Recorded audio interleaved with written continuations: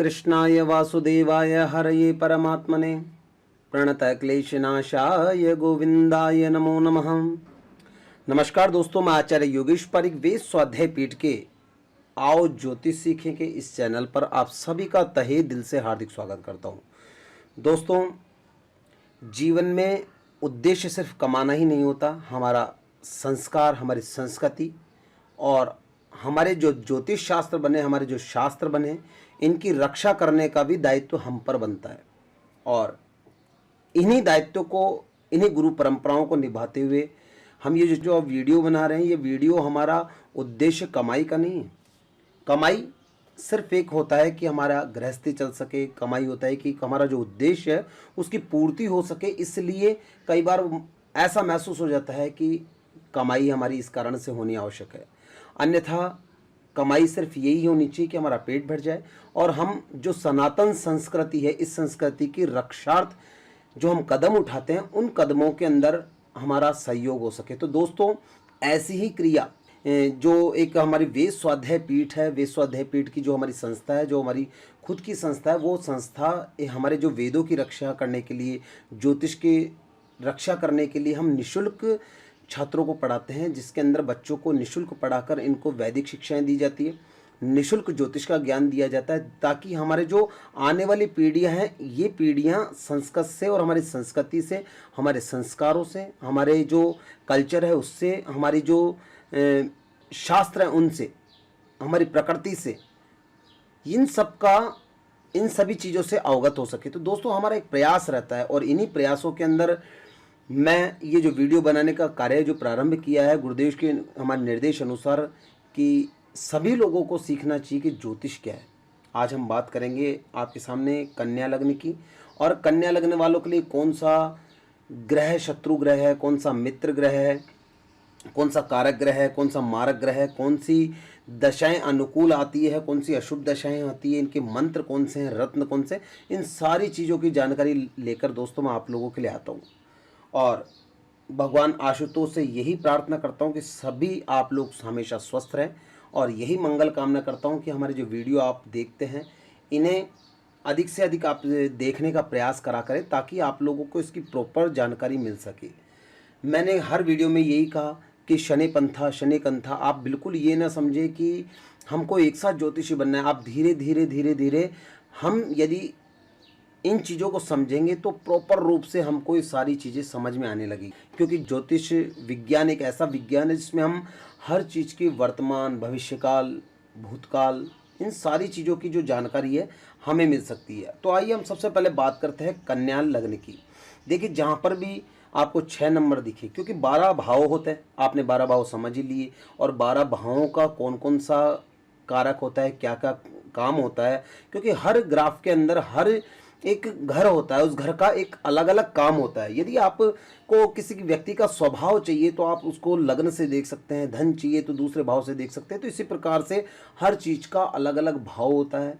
दाम्पत्य देखना है तो आपको पर्टिकुलर उसी चीज़ पर आपको शोध करना होगा, उसी चीज़ को आपको समझना होगा, उसके जो ग्रह हैं उसकी चालों के बारे में उच्च नीच का सारा ज्ञान आपको करना होगा, उसके बारे में रत्नों की जानकारी आपको चाहिए, उसके बारे में कौन सी दशा अशुभ है, कौन सी शुभ दशा, इन सारी चीज़ों की जानकारी आपको प्रॉपर रूप से आपको ध्यान करना होगा, तभी आपको इनके रिजल्ट्स मिलेंगे, और तभी आप इसका जो पर्टिकुलर जो सब्जेक्ट है उस सब्जेक्ट के बारे में आप अध्ययन करेंगे तो आपको ये सारी चीज़ें आएगी। दोस्तों, आप ये ना समझे कि हमने आज पढ़ ली और कल ना पढ़े। तो देखो, इन चीज़ों को आप अगर रेगुलर पढ़ते हैं तो ये चीज़ें आपके लिए बहुत बेनिफिट लाने वाली है, बहुत लाभ लाने वाली है। और सिर्फ आप मेरी प्लीज़, आपको सभी से मैं एक निवेदन और करता हूं, क्योंकि आप मेरे वीडियो को बहुत लाइक करते हैं, बहुत पसंद करते हैं दोस्तों, तो मेरा उद्देश्य भी यही रहता है कि आप लोगों को हर नई चीज़ की जानकारी देने का प्रयास करूं और नई चीज़ को समझाने का प्रयास करूं। तो आप लोगों से सिर्फ यही निवेदन करता हूं कि भगवान से ऐसा आशीर्वाद दें कि आप मेरे कमेंट्स जरूर लिखा करें, राधे राधे या जय श्री राम, की भगवान आशुतोष के लिए हर हर महादेव, कुछ भी आप लिख सकते हैं, जिससे भगवान कम से कम मुझ पर कृपा बनाए रखे और मैं ऐसे ही आप लोगों को इस चीज़ की जानकारी देता रहूँ।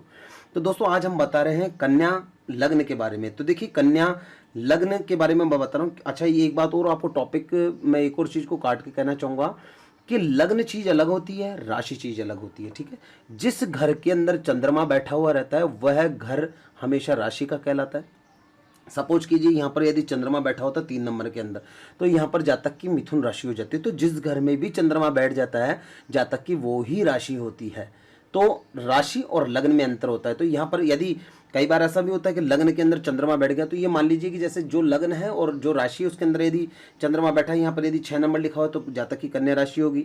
यदि यहाँ पर 7 नंबर होता है यहाँ पर चंद्रमा बैठ जाता तो जातक की तुला राशि होती। तो इन सारी चीज़ों के बारे में मैं जो बेसिक नॉलेज है, बेसिक जानकारी है वो आपको दे रहा हूँ, और यही भगवान से निवेदन करता हूँ कि भगवान आपको अच्छी तरह से समझने की प्रेरणा दे, ताकि आप ज्योतिष का जो ज्ञान है उस ज्ञान को प्रॉपर रूप से आप संभाल कर रख सकें।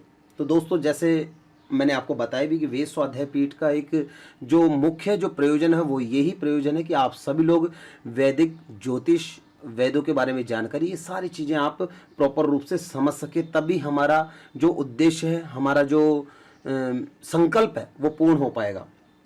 आगे हम बात करते हैं। देखिए, आज हम बात कर रहे हैं कन्या लग्न की। तो कन्या लग्न वाले के जो व्यक्ति होते हैं वो बड़े, क्योंकि यहाँ पर राशि का जो लग्नेश हुआ वह बुध हुआ, तो बुध कैसा होता है? बुध होता है एक आदमी के अंदर एक एक्स्ट्रा ज्ञान वाला। बुध होता है आदमी के अंदर वाणी कारक, बोलने की प्रतिभा रखने वाला, व्यक्तित्व के अंदर सुंदर, अच्छा बोलने वाला, लोगों को अपनी ओर आकर्षण करने वाला, बोली से लोगों को प्रभावित करने वाला, या मैं कहूँ मेधावी, या कहूँ कि ऑनलाइन काम करने वाला, एजुकेशन डिपार्टमेंट से जुड़ा हुआ हो या ऑनलाइन काम करने वाला हो, बोली से संबंधित कोई काम करता है, गाइडिंग के से संबंधित कोई काम करता है, व्यापार से संबंधित कोई व्यक्ति काम करता है, तो ये सारी चीज़ें जो कारक होती है वो बुध की कारक होती है। तो ऐसे जो लोग होते हैं कन्या लग्न वाले, वो लोग बहुत चतुर होते हैं, अपने कार्य को अच्छी तरह से करना जानते हैं, अपने कार्य में निपुण होते हैं, हर कार्य को वो अच्छी तरीके से, और यहाँ तक कि वो अच्छे सलाहकार भी हो सकते हैं। तो देखिए, यहाँ का जो आज मैं उससे पहले एक बात बताना चाहूँगा कि जो यहाँ के लग्नेश है बुध। तो बुध जो लग्नेश होता है वह लग्नेश हमेशा, चाहे उसकी दूसरी राशि अनुकूल हो या नहीं हो, जैसे कि इनको बुध देव को यहाँ पर 2 घर मिले हुए हैं, पहला घर लग्न का, दूसरा घर यहाँ पर मिला दशम स्थान का। तो दशम स्थान का मिलने से यानी कि इनको दोनों जो घर मिले हुए हैं, वैसे तो यहाँ पर केंद्राधिपति दोष लगता है, लेकिन केंद्राधिपति दोष हम इसलिए नहीं लगा रहे क्योंकि लग्नेश को कभी भी केंद्राधिपति दोष नहीं लगता है। तो यहाँ पर जो कारक हुए, यहाँ पर बुध देव हुए, बुध देव कुंडली के अंदर कारक हुए। और क्योंकि हम यदि कुंडली देखते हैं तो हमको सबसे पहले देखना है ग्राफ के बाद में हमको देखना है लग्नेश की कनेक्टिंग किन किन से सही है। यदि आपको मैं छोटा सा उदाहरण दूं कि आज हमारे कोई मंत्रिमंडल है, मंत्रिमंडल के अंदर जो सबसे जो ऊंचा पद होता है, जैसे प्रधानमंत्री जी, मान लीजिए प्रधानमंत्री जी की जिन से सेटिंग अच्छी होगी, मित्रता होगी, तो उन चीज़ों को लाभ मिलेगा ही मिलेगा, उन नेताओं को लाभ मिलेगा। तो यही ग्राफ ऐसा हमारा कुंडली के अंदर होता है कि इनके अंदर यदि हम देखें तो यहाँ पर जो लग्नेश है, तो लग्नेश न स्थान प्रधानम न बल प्रधानम, यहाँ पर जो इसको स्थान मिला हुआ है वो सर्वोच्च स्थान मिला हुआ है, और सर्वोच्च स्थान मिलने के कारण यहाँ पर जो लग्नेश बुध है, और बुध ग्रह की कनेक्टिंग कैसे कैसे इन चीज़ों पर रहती है, इनके घरों से मित्रता है या शत्रुता है, इन चीज़ों को सबसे पहले जानना होगा। तो मैंने इसीलिए यहाँ पर एक क्रम में लिखा कि बुध के जो मित्र ग्रह हैं सूर्य, गुरु, शुक्र, शनि, और जो बुध के जो शत्रु ग्रह हैं वो चंद्र और मंगल है। तो इस प्रकार से ये जो ग्रहों के शत्रु और जो मित्र हैं, इन दोनों ग्रहों के बारे में हमने चर्चा करी। तो हम बात करते हैं, देखिए अब यहाँ पर यदि हमने पहला बता दिया क्योंकि लग्नेश बुध है तो बुध यहाँ पर कारक ग्रह हुए। दूसरा यहाँ पर बुध के जो, अब दूसरी राशि है तुला राशि, और तुला राशि के जो स्वामी हैं वो शुक्र है। अब शुक्र को 2 स्थान दिए गए, 2 स्थान कौन सा? पहला धन का स्थान, दूसरा भाग्य का स्थान, ठीक है, 2 स्थान दिए गए यहाँ पर शुक्र को। और जो बुध के जो मित्र हैं वो शुक्र मित्र भी हैं। तो यहाँ पर मैं ये भी कहना चाहूँगा कि जो शुक्र हैं, तो शुक्र यहाँ पर कारक ग्रहों की संज्ञा के अंदर आते हैं, और कारक ग्रहों की संज्ञा में आने से ये जब जब इनकी दशाएं अंतर्दशा आएगी उस समय पर ये बहुत अच्छा लाभ देंगे। और यहाँ पर एक और बात करना चाहूँगा, क्योंकि यहाँ पर ये त्रिकोण के भी हो गए, क्योंकि मैंने आपको बताया कि त्रिकोण कौन सा है? पंचम, प्रथम, पंचम, और ये जो नवम भाव है ये त्रिकोण का होता है। तो त्रिकोण का यहाँ पर देखिए आप, यहाँ पर जो त्रिकोण का जो स्थान है ये शुक्र का है। तो यहाँ पर शुक्र का स्थान होने से यहाँ पर, और मित्र का स्थान होने से यहाँ पर शुक्र को कारक ग्रहों की संज्ञा के अंदर बताया गया है। अब हम बात करते हैं बुध ग्रह की अब ये तीसरी राशि आती है वृश्चिक राशि। तो वृश्चिक राशि के स्वामी कौन है? मंगल है। मंगल देख सकते हैं आप यहाँ पर, मंगल इनके शत्रु है। शत्रु होने के साथ साथ में इनको 2 स्थान मिले हुए। पहला स्थान यहाँ पर तीसरा है जो पराक्रम का स्थान कह रहे थे हम, बहुत फिजिकल एक्सरसाइज का होता है। आप इसके अंदर यदि इस स्थान के अंदर कोई भी ग्रह बैठा हुआ रहता हो तो लगभग सा बहुत स्ट्रगल कराकर आदमी को लाभ देता है और बहुत परेशानियों का भी सामना करना पड़ता है। तो यहाँ पर आप देख सकते हैं कि इसको जो 2 स्थान मिले हैं मंगल को, पहला स्थान यहाँ पर तीसरा मिला है, दूसरा स्थान जो मिला है ये अष्टम स्थान मिला है। अब अष्टम स्थान मिलने से और बुध के शत्रु होने से और अष्टम स्थान मिलने से तो यहाँ पर क्या होगा, बुध का शत्रु भी हो गए तो यहाँ पर, और दोनों स्थान नेगेटिव मिले हैं। तो ये पूर्ण मारक हैं, आपको बताऊँ मैं, ये पूर्ण मारक मंगल, जो मंगल ग्रह है ये पूर्ण मारक है और मंगल की दशा आने पर ये बहुत नेगेटिव फल देंगे। मंगल की, ये मान लीजिए कि आप मंगल के अंतर प्रत्यंतर दशा आने पर जातक का कोई एक्सीडेंटल भी हो सकता है, कोई कोर्ट कचहरी से कोई मुकदमा है तो उसके अंदर भी वह परेशानी से युक्त हो सकता है और बहुत उसको मतलब नेगेटिविटियाँ मिल सकती है, ऐसा भी मैं आपको बता सकता हूँ। तो दूसरा अब हम बात करते हैं यहाँ पर, देखिए कि चौथा घर का जो मालिक है यहाँ पर, चौथी राशि हो गई धनु राशि।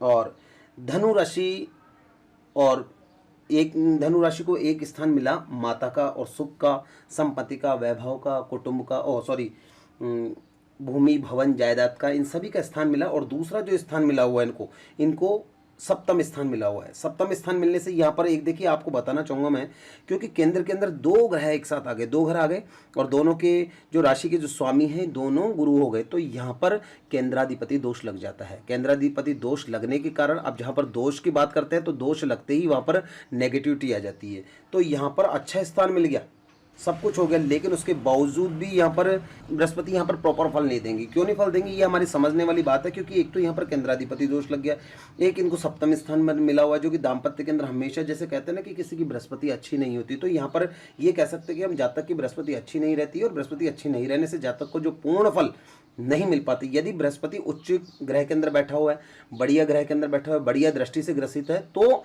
प्रॉपर लाभ मिल सकता है, उसको अनुकूलता मिल सकती है, दाम्पत्य जीवन के अंदर बहुत सी सुख सुविधाएं मिल सकती है, उसके अनुसार उसकी पत्नी मिल सकती है, व्यक्तित्व उसका अच्छा मिल सकता है। लेकिन यहाँ पर अगर नेगेटिव हो गया तो नेगेटिव के अनुसार फल देंगे। तो यहाँ पर अगर हम कहें तो यहाँ पर जो बृहस्पति देव है उनकी 50-50 पार्टनरशिप हो गई। मतलब यदि अच्छे ग्रहों के साथ बैठे हैं तो वहाँ पर अच्छा फल देंगे, लेकिन अगर नकारात्मक ग्रहों के साथ बैठे हुए हैं तो यहाँ पर नकारात्मक फल देंगे। तो यहाँ पर हम कह सकते हैं इन्हें कि सम की अवस्था हम कह सकते हैं, और अगर चाहें तो इन्हें हम कारक की संज्ञा में भी कह सकते हैं, लेकिन हम इन्हें सम कहेंगे। सम कहने से यहाँ पर मैं लिखता हूँ गुरु बृहस्पति देव यहाँ पर सम की श्रेणी में आएंगे यहाँ पर।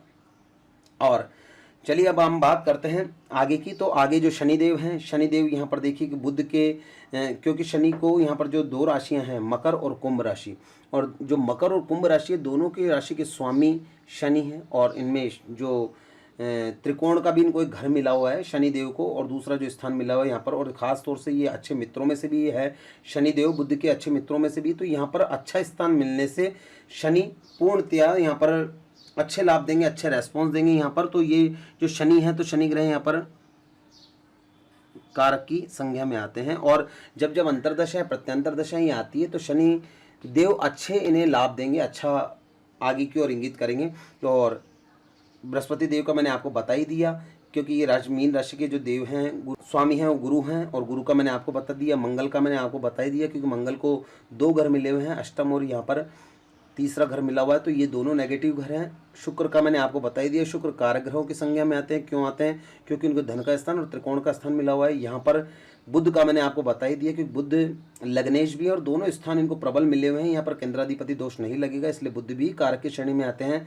तीसरा मैं आपको बताऊंगा कि यहाँ पर देखिए बात करते हैं चंद्रमा की। अब चंद्रमा और बुध की सबसे पहले कनेक्टिंग देखेंगे, क्योंकि कर्क राशि है, कर्क राशि है यहाँ पर, और कर्क राशि के जो स्वामी हैं वो चंद्रमा है। चंद्रमा बुध के शत्रुओं में से आते हैं, और बुध के शत्रु होने के कारण ये इसके अंदर प्रॉपर लाभ नहीं देंगे। दूसरी बात एक और कहना चाहूँगा कि यहाँ पर प्रॉपर लाभ क्यों नहीं दे रहे, क्योंकि यहाँ पर जो एकादश स्थान है ये भी शुभ स्थानों की श्रेणी में नहीं आता, भले ही लक्ष्मी प्राप्ति के अंदर आता है, लेकिन यहाँ पर अब मैं ये कह सकता हूँ कि यहाँ पर यदि कोई भी व्यक्ति है जो लक्ष्मी प्राप्ति करना चाहता है, जब जब वो इनकम से संबंधित कोई काम करेगा तो उसे कोई ना कोई प्रॉब्लम जरूर आएगी, क्योंकि यहाँ पर एकादश भाव के स्वामी चंद्रमा है और खास तौर से बुध शत्रु ग्रह हैं, चाहे वो अनुकूल रहे चाहे विपरीत ग्रहों के साथ रहे, तो स्ट्रगल उसे करना पड़ेगा। ऐसे लोगों को बहुत प्रयास करने से धन अर्जित होता है। तो यहाँ पर मैं कहना चाहूँगा कि जो चंद्रमा है, चंद्र, ये मारक की संज्ञा में आते हैं ये, और मारक की संज्ञा में आने से ये अनुकूल फल नहीं देंगे। अब देखिए द्वादश, क्योंकि मैंने आपको कहा कि जो 12वां घर होता है, 12वां घर बिल्कुल भी अनुकूल नहीं होता है, वह बिल्कुल लाभ नहीं देता है। और 12वां घर है यहाँ पर चाहे मित्र का है, लेकिन स्थान प्रधानम, लेकिन स्थान इनको अनुकूल नहीं मिलने से, स्थान अच्छा नहीं मिलने से यहाँ पर ये मारक की श्रेणी में आ जाएंगे, क्योंकि द्वादश का जो मालिक हैं वे सूर्य हैं, सिंह राशि के जो मालिक हैं वे सूर्य हैं, और सूर्य भले मित्र की श्रेणी में आते हैं, मित्र हैं, लेकिन इनको स्थान अच्छा नहीं मिलने से इनको यहाँ पर मारक की श्रेणी में कह सकते हैं। तो यहाँ पर जो सूर्य देव हैं उन्हें भी हम मारक की श्रेणी में कह सकते हैं। तो मैं आपको यही कहना चाहता हूँ कि देखिए कारक के अंदर बुध शुक्र शनि और मारक के अंदर मंगल चंद्र और सूर्य, इन तीनों की श्रेणियां गुरु को हमने सम में रखा गया है। तो इस प्रकार से अब देखिए शुभ दशा और अशुभ दशा, मैंने आपको पहले भी बताया कि जब जब जातक के लग्नेश की दशा आती है या पंचमेश की दशा आती है या फिर नवमेश की दशा आती है, यानी कि त्रिकोण की जब जब जातक की दशा आएगी वो दशाएं जातक को पूर्णतया लाभ देगी ही देगी। ये आप उसके अंदर लिख के रखें कि ये नोट्स हैं ये, जिससे कि हमें इन चीज़ों के बारे में जानकारी मिल सके। तो शुभ दशाएं कौन कौन सी रहेगी? त्रिकोण की दशा कौन सी? बुध की, शनि की और शुक्र की। बुध की, शनि की और शुक्र की।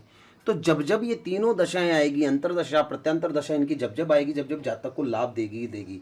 दूसरी, जब जब द्वादशेश की, जब जो 12वां घर है उस घर की दशा आएगी तो उस समय जातक को बहुत नेगेटिव देगी। एकादश भाव के जो स्वामी हैं, यानी कि आप ये भी देख सकते हो कि मारक की जब जब दशा आएगी तो मंगल चंद्र और सूर्य की, और खास तौर से मैं बताऊं क्योंकि मंगल बहुत प्रभावकारी नेगेटिव है बिल्कुल इस कुंडली के अंदर, मंगल और चंद्र।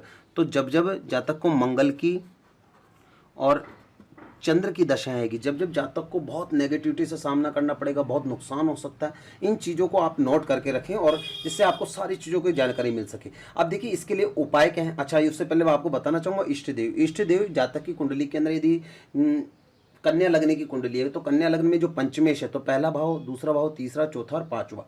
अब पंचमेश यहाँ पर हो गए शनिदेव, और शनिदेव के जो आराध्य देव हैं वह हैं भगवान शंकर। तो जातक यदि भगवान शंकर की आराधना करता है, पंचाक्षर मंत्र का जप करता है, या भगवान शिव को जल से नित्य स्नान कराता है, अपना इष्ट भगवान शंकर की आराधना करता है, नित्य भगवान का स्मरण करता है, मंदिर जाना, पाठ पूजा करना ही इष्ट नहीं होता है। इष्ट होता है आप हमेशा 24 घंटे आपके मन में भगवान का, इष्ट देव का स्मरण चलता रहे। तो आप जब भी आपको समय मिले पंचाक्षर मंत्र का जाप करिए, जिससे कि आपकी जो मारक दशा है ये या फिर नेगेटिव जब समय है तो उस समय के अंदर आपको बहुत प्रबलता मिलती है। दोस्तों ऐसा ही होता है हमारे साथ में, क्योंकि हर व्यक्ति को एक अच्छे समय की तलाश होती है, और अच्छा समय और अच्छा गुरु यदि समय पर मिल गया तो ये मान लीजिए कि आपके लिए प्रॉपर रूप से भगवान ने पूर्णतया कृपा करी है। तो यदि आपको गुरु और उत्तम समय जब ही आता है जब गुरु अच्छा होता है, और गुरु अच्छा होने पर या आपका तो गुरु मार्गदर्शन कराएगा आपको इष्ट का, जो आपका इष्ट है ऑटोमेटिक आपको इष्ट से मिलवा देगा। और ऐसा फैक्ट होता है कि जिसकी कुंडली के अंदर जो ग्रह होता है, उसका जो इष्ट होता है, उसका आप ये भी देख सकते हैं कि उस व्यक्ति का लगाव उसी देव से होता है, उसी ग्रह से होता है। तो भगवान शंकर की आराधना करें जिससे कि आपको प्रॉपर लाभ मिल सके। इसके अंदर मंत्र किस चीज़ का करें, कई बार हम कंफ्यूज हो जाते हैं कि हमें मंत्र कौन सा करना चाहिए। तो जो जो आपके मार्ग दशाएं, मार्ग दशा जैसे मंगल चंद्र और सूर्य की दशाएं, तो इन दशाओं का आपको नेगेटिव जो दशा है उन दशाओं का आपको मंत्र का जाप करना है। जो कारक ग्रह हैं जैसे बुध शुक्र शनि, तो जब जब ये दशा है तो इसमें आप रत्नों को धारण करें। रत्न, लेकिन आप रत्न जो पहने वो रत्न बहुत अच्छी क्वालिटी के होने चाहिए। ऐसा नहीं कि आप कोई उपरत्न उसका धारण कर ले, वो हो, लेकिन रत्न रत्न ही होना चाहिए। चाहे मैं ये नहीं कहता कि आप बहुत महंगे रत्न धारण करो, लेकिन उसकी क्वालिटी बिल्कुल प्रामाणिक होनी चाहिए, उसके अनुसार ही आप पहनेंगे तो अपन को प्रॉपर उसका लाभ मिलेगा। तो और दान किस चीज़ का करना चाहिए? तो दान करने के लिए जैसे कि जब जब मारक दशाएं, तो मारक दशाओं के अंदर जैसे ही आती है मारक दशाएं, तो मारक दशाओं का हमें दान करना चाहिए, जिससे कि हमारा जो समय है वो अनुकूल हो सके। और हमें हमेशा इष्ट की साधना करनी चाहिए, इष्ट को अपना प्रबल करना चाहिए, ताकि हमारा इष्ट हमें पूर्णतया से लाभ दे सकें। तो दोस्तों सिर्फ मैं यही कहना चाहूँगा कि आप जो कुंडली देखते हैं, तो कुंडली के अंदर इन सभी चीज़ों का आप छोटी छोटी चीज़ों का आप ध्यान रखकर यदि कुंडली देखते हैं, तो आपको 100% आपको कुंडली देखनी भी आ जाएगी। और इससे आप अपना आपका व्यक्तित्व तो सुधरेगा ही सुधरेगा, बाकी आप ये परमार्थ भी कर सकते हैं कि दूसरों की कुंडलियाँ देखकर आप उन्हें ग्रहों की जो कैलकुलेशन है, ग्रहों की जो जानकारियाँ हैं, वो भी आप बता सकते हैं। दोस्तों देखिए, मैं आपसे सिर्फ एक ही आशीर्वाद चाहूँगा, क्योंकि इसके अंदर मेरे कई शिष्य भी हैं, मेरे मित्र भी हैं जो मुझसे बहुत प्रेम करते हैं, लेकिन जो मेरे बड़े हैं और जो मेरा सम्मान करते हैं, तो मैं उन लोगों से सिर्फ एक ही चीज़ चाहूँगा कि वो मुझे आशीर्वाद दें, भगवान का आशीर्वाद मुझ पर बना रहे, और मैं आप लोगों को ये जो शिक्षाएं हैं, ऐसी शिक्षाओं को मैं आपको समझा सकूं, जिससे दोस्तों सभी लोग ज्योतिष के बारे में नॉलेज मिल सके सभी को, और ज्योतिष का जो प्रॉपर ज्ञान है वो मिल सके। देखिए, जो लोग आज वीडियो देख रहे हैं, मैं उन लोगों से एक बात कहना चाहूँगा कि ये मान लीजिए कि मैं आप लोगों से एक प्रश्न पूछ रहा हूँ, क्योंकि मैं आपको यदि कोई क्वेश्चन समझाता हूँ, कोई चीज़ के ग्राफ समझाता हूँ, कोई चीज़ समझाने का प्रयास करता हूँ, तो मुझे हक भी बनता है कि मैं आप लोगों से इस बारे में उत्तर की भी जानकारी, रेस्पॉन्स की भी जानकारी रख सकूँ।